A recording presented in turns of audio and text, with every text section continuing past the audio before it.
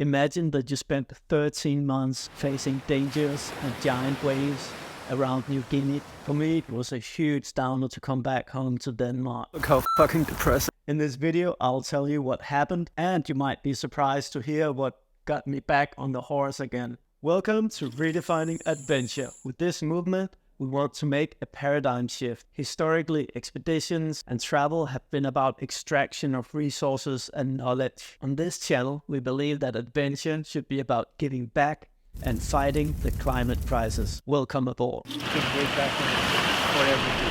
The circumnavigation of New Guinea was a pretty hard ordeal, both mentally but also physically.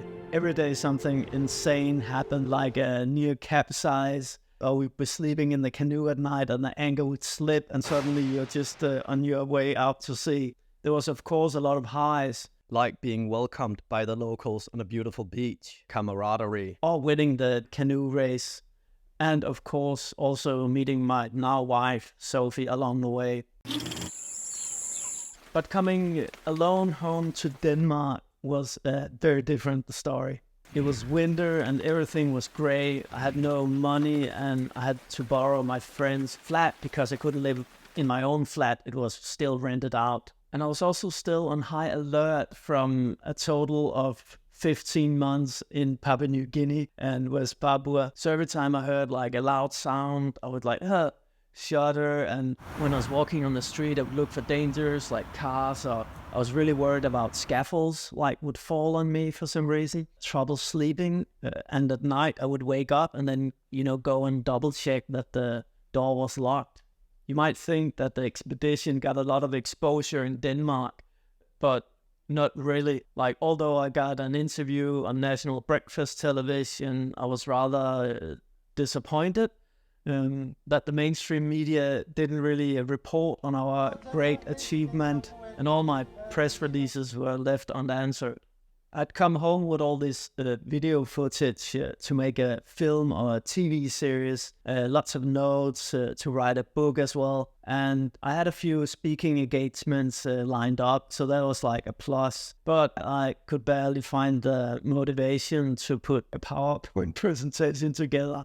I was like just totally over everything expedition. But I think the worst part was that I was also carrying a lot of anger and frustration, both with my fellow sailors, Job, Justin, and Sanakoli, but also with the whole expedition in general. So I was really down, and I was really struggling to kind of find a way out. The post-expedition blues is actually a thing that happens to most people coming home from a great expedition, or even like a nice vacation. You come home and there's just like this, emptiness.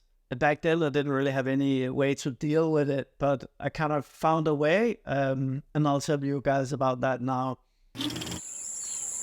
So one of the best things I actually got into was yoga videos on YouTube. It really helped kind of loosen up all the tensions. I was also struggling a lot with the cold. Look how fucking depressing. So I would go to this Copenhagen Botanic Garden to get a bit of, heat. And the funny thing was, like, I was used to getting all these adrenaline kicks in Papua New Guinea and West Papua, right? And the way I coped with that was by watching a lot of horror movies, and it really helped. Also had conversations with a friend of mine who was a therapist, and she helped me let go of some of all that anger and frustration and blame that I had towards, my fellow sailors and, the island in general. 14 dage. 15 dage er gået nærmest. The lease on my flat ended, and I could finally move in. Jeg har ikke været her i 16 måneder. Jeg var bare verdens rigeste person, og tænkt på, at jeg har sådan en total fed lejlighed. Along the process, I kept in contact with Sophie in Australia, and she finally came to visit me. I promised her that in March, the spring is coming, but it was just snowing. In the end, it took about 8 months for me to get back to my normal self. The experience on the canoe became a positive again. And I went to Melbourne to see Sophie. And I started writing my book on the journey, saltwater and spear tips. And if you're dreaming of writing your own book, go to the link below. I've made a video that might inspire you. I did a lot of speaks. I was invited to Indonesia by the Danish embassy. Justin and Sanakoli started Pasana Group, Papua New Guinea's very first canoe building school. I'm just supporting them on the sideline with funding and PR. Our story on the circumnavigation was part of promoting Papua New Guinea at the World Expo in 2021. And in the beginning of this year, Sanakoli, he went to Canada, Germany, and England on a speaking tour with other Pacific voyagers. And I had the chance to stand on the stage with him and present in Berlin. And it was amazing. And Sailau had its world premiere in June 2023 at the Dog Edge Film Festival in New Zealand in a sold-out cinema. I think I'll make a little recap of what I learned coming home from the expedition. And I think the first thing is that things always take longer time than you expect. So be patient and just, stick with your goal. Secondly, the best way to move forward from ending a great adventure is to ease out of it by getting your dopamine and adrenaline through exercises and horror movies. And finally, I recommend that you start processing your experience as soon as you can through conversations with friends or professionals and through writing, presentations, or videos.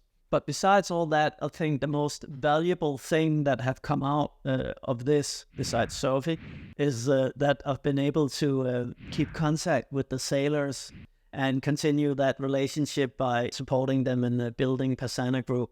So I would say if you can keep the connection alive and give back to the people you have visited, then your adventure will never grow old.